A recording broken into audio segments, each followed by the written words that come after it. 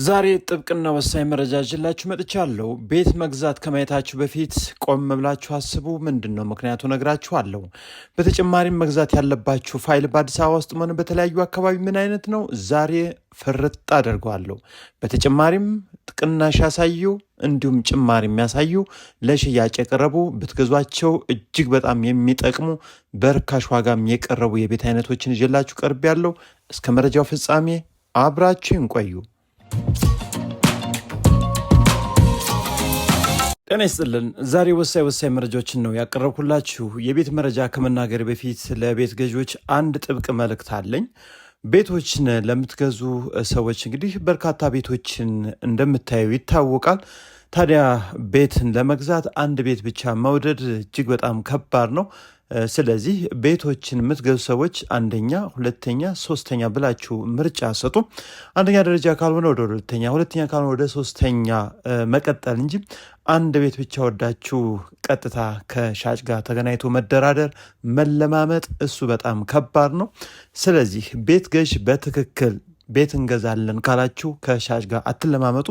በሰጣችሁት ዋጋ ወይም ብር ሊሸጥላችሁ ካልቻለ ሌላ ቤት አለ፣ ሌላ ቤት ማየት እንጂ ተመልሶ ይመጣል ብሎ እንግዲህ ሻጭም ይጠብቃል። የሀገራችን የቤት ግብይት እንዲሁም እያንዳንዱ ግብይት እንግዲህ በድርድር እንደሆነ ይታወቃል። ስለዚህ ቤት ሻጭ ነፍ ነው፣ ሞልቷል፣ ዋጋ ይጨምራል በሚል በርካቶች አሁን እየሸጡ አይደለም፣ ዋጋ ጭማሪ እያደረጉ ያሉ አሉ። እንዲሁም ብር ፈልገውም ቅናሽ እያሳዩ ዋጋ ላይ እያስተካከሉ ለገበያ ያቀረቡ ሰዎች አሉ።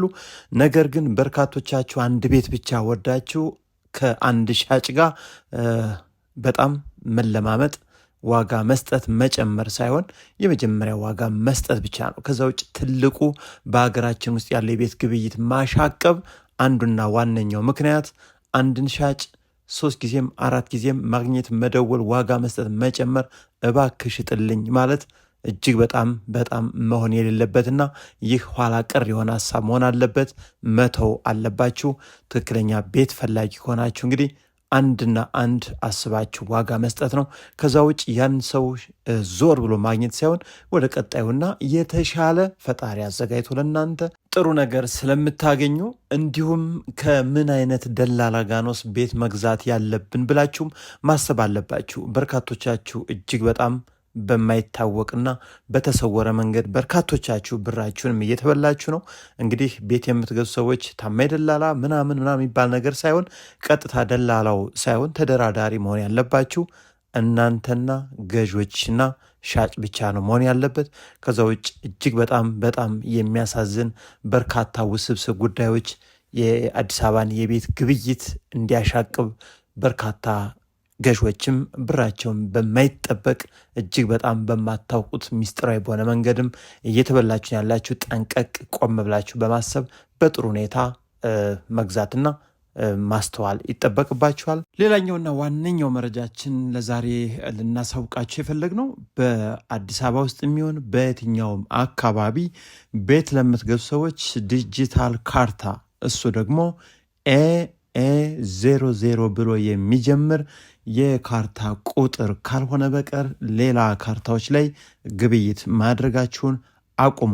አሁን በርካታ ውስብስብ ጉዳዮች እንግዲህ እያጋጠሙ ነው ያሉት። ስለዚህ ካርታ የሚባል ላይ ግብይት የምታደርጉ ሰዎችም ዲጂታል ካርታ እንዲያደርጉላችሁ ሻጮቻችሁን ማነጋገር ትችላላችሁ። ከዛ ውጭ ግን እንግዲህ በበርካታ አካባቢ ካርታ እንዳለ ይታወቃል። ሌሎች ካርታ ገና ወደ ዲጂታል ያልተቀየሩ አሉ። ነገር ግን ዲጂታል ካርታ ሆኖ ቀይ ምልክት ያለውና የካርታ ቁጥር በሚለው ፊት ለፊት ኤ00 ብሎ የሚጀምር ካርታ ቁጥር ካልሆነ ቤት ገዥ ከሆናችሁ እንዳትገዙ፣ ትከስራላችሁ። ይህ ደግሞ እጅግ በጣም በርካታና በስቃይ በመከራ ያመጣችሁትን ብራችሁን እጅግ በጣም ስጋት ውስጥ የሚያስገባ ነገር መግባት ሳይሆን ከዛ ውጭ ግን አለመግዛት ትችላላችሁ። ተረጋግታችሁና ያን ካርታ የተሟላ ፋይል የያዘ ሰው ሲመጣ ብቻ ግብይት ማድረግ ይጠበቅባችኋል። ከዛ ውጭ ግን ይህን ግብይት የምታደርጉ እንግዲህ እኔ ባለው መሬት ላይ እንግዲህ በርካታ ጉዳዮችን እያየው ነው። ለእናንተ ለወሳኝ ቤት ፈላጊ ይህ መረጃ ለደረሳችሁ ኢትዮጵያውያን ሁሉም ላልደረሳችሁ ይህን መረጃ ሼር አድርጉት። እንደነዚህ አይነት ካርታዎች ላይ ነው እንግዲህ ግብይት ማድረግ የሚጠበቅባችሁ። ከዛ ውጭ በደንብ አጣሩ። ስታጣሩ ደግሞ የመጀመሪያው ጥያቄ እግድና ስም መዞር ይችላል ወይ? እግድ አለበት ወይ ወይስ የለበትም? ከዛ ውጭ ደግሞ አሁኑኑ ስም መዞር ይችላል ወይ የሚለውን መጠየቅ ይጠበቅባቸዋል። ታዲያ ዛሬም ያሟሉ ፋይሎችን የያዙ ቤቶች ለሽያጭ ቀርበው ማስተካከያ የተደረገባቸውም አሉ፣ የቅነሳ ዋጋ ያሳዩ እንዲሁም ጭማሪ የሚያሳዩ አሉ። እያንዳንዳቸውን ደግሞ እነግራቸዋለሁ። ዛሬ በቀዳሚነት ያመጣሁላችሁ መረጃ ይህ የምታዩት ሁለት ጎን ለጎን ያሉ ቪላዎች ናቸው። አንደኛው በቀኝ በኩል ያለው ለገበያ ቀርቧል፣ ነገር ግን ማስተካከያ ተደርጎበታል፣ ጭማሪ ማለት ነው። 225 ካሬ ሜትር አያት ኮምፓውንድ ውስጥ የሚገኝ አቀማመጡ የጠዋት ፀሐይ የሆነ ዋናው ቤት ላይ 3 መኝታ ቤት እንዲሁም 2 ሰርቪስ እና 2 መኪኖችን የሚያስቆም ግቢ ነው። 100% ጥንቅቅ ብሎ አሁን ተከራይቶ እየተኖረበት ያለ ቤት ነው። በ26 ሚሊዮን ብር ነው አሁን ውስን ድርድር አለው ተብሎ ለሽያጭ የቀረበው። ስለዚህ ትክክለኛ ቤት ፈላጊ ከሆናችሁ መታችሁ እዩት። በጣም ቆንጆ ቤት ነው። ደስ የሚል መሰረተ ልማት ሁሉ የተሟላለት አካባቢ ነው። ፋይላቸው ነባር ነው። ነገር ግን እናንተም በሚገባ አጣርታችሁና ተደራድራችሁ መግዛት ትችላላችሁ። በማንኛውም ሰዓት ይህን ቤት ለማየት መምጣትና መደወል ትችላላችሁ። ታዲያ እንደነዚህ አይነት ቤቶችን ተመሳሳይ ለመወሰን ይረዳችሁ ዘንድ ማየት ለምትፈልጉ ቀድማችሁ አካባቢ ላይ ሳትደርሱ ደውሉ። ሁለተኛው የዕለቱ መረጃችን ይህ ፊት ለፊት የምታዩት ውጭው ቀለም ያልተቀባ ቤት ነው። በጣም ወሳኝና ለትርፍ መሆን የሚችል ነው። አትራፊዎች፣ ተጠቃሚዎች ይህን ቤት መታችሁ እዩት፣ ትወዱታላችሁ። በእርግጠኝነት እጅግ በጣም ያዋጣል፣ ትርፋማ ነው የሚያደርገው። እኛ ብር ቢኖር መግዛት የምንችለው ቤት ነው። 250 ካሬ ሜትር 2 መንገድ ተጠቃሚ ኮምፓውንድ ውስጥ ያለ ነው። ሰፊ ኮብልስቶን የሚያይ ነው። አቀማመጡ ፊቱ ወደ ምስራቅና ወደ ደቡብ አቅጣጫ የሚያይ ሲሆን ግራውንዱና አንደኛ ፎቅ አልቋል፣ ሁለተኛና ቴራሱ አላለቀም። ይህ የምታዩት እንግዲህ ግራውንድ ላይ ያለው ሳሎኑ ሲሆን በጣም ቆንጆ ተደርጎ ውስጡ አልቆ ነው ያለው። ስለዚህ ይህን ቤት ውስን ወጪ አውጥታችሁ 100% ጥንቅቅ አድርጋችሁ ጨርሳችሁ ለገበያ ብታቀርቡት እስከ 60 ሚሊዮን ብር ድረስ በትንሹ መሸጥ የሚችል ቤት ነው። አሁን በ36 ሚሊዮን ብር ነው ወሳኝ ሻጭ ነው ያቀረበው። ይህን ቤት ወሳኝ ገዥ ከሆናችሁ እንግዲህ 36 ሚሊዮን ብር ነው በቪላ ወይም በመሬት ዋጋ ለሽያጭ ቀርቦላችሁ የሚገኘው። ነገ ዛሬ ሳትሉ መታችሁ እዩት። ፋይሉን ቆንጆ ነው። እናንተም እንደነገርናችሁ ቀድማችሁ አጣርታችሁ ግዙት። ነገር ግን እጅግ በጣም ወሳኝ ነው። ብትመጡና ብትገዙት ብታዩት ያዋጣችኋል። አትራፊዎችም ተጠቃሚዎችም ሰሚት ጊዮርጊስ ፊት ለፊት ትንሽ ገባ ብሎ የሚገኝ ነው። 250 ካሬ ሜትር በ36 ሚሊዮን ብር በቂ መኝታ ክፍሎችን፣ የመኪና ማቆሚያ፣ እያንዳንዱ የሚያስፈልጉ ነገሮችን አሟልቶ ይዞ ነው የሚገኘው። ስለዚህ በዚህ አካባቢ ቤቶችን ማየት ለምትፈልጉ ምናልባት 100% ጥንቅቅ ያሉ ግራውንድ ፕላስ 55 እንዲሁም በፊኒሽንግ ደረጃ ሌሎችም 30 ሚሊዮን ብር በ175 ካሬ ሜትር እና 150 ካሬ ሜትር ግራውንድ ፕላስ ሆኖ 100% ጥንቅቅ ያለ ደግሞ ብር ተፈልጎ ለገበያ የቀረበ በ28 ሚሊዮን ብር አለ። እነሱን እንዲሁም ሌሎችን በ25 እና በ26 ሚሊዮን 250 ካሬ ሜትር ዘመናዊ ቪላ ቤቶች ሰሚት ጊዮርጊስ ፊት ለፊት ገባ ብለው ይገኛሉ። ትክክለኛ ቤት ፈላጊ ከሆናችሁ ብቻ እየደወላችሁ ነው። ከዛ ውጭ ባላችሁበት ሆናችሁ ሙሉ መረጃ ውሰዱ። ወሳኝ ገዥ ካልሆናችሁ እንግዲህ እናንተንም የኛንም የተከበረውን ጊዜያችን አናባክን።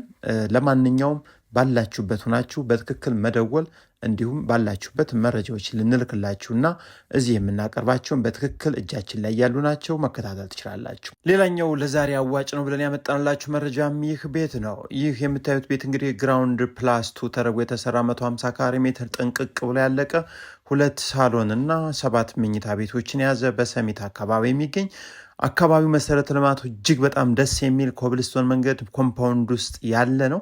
100% የውሃ የመንገድ የመብራት አገልግሎቶች የተሟሉለት ነው።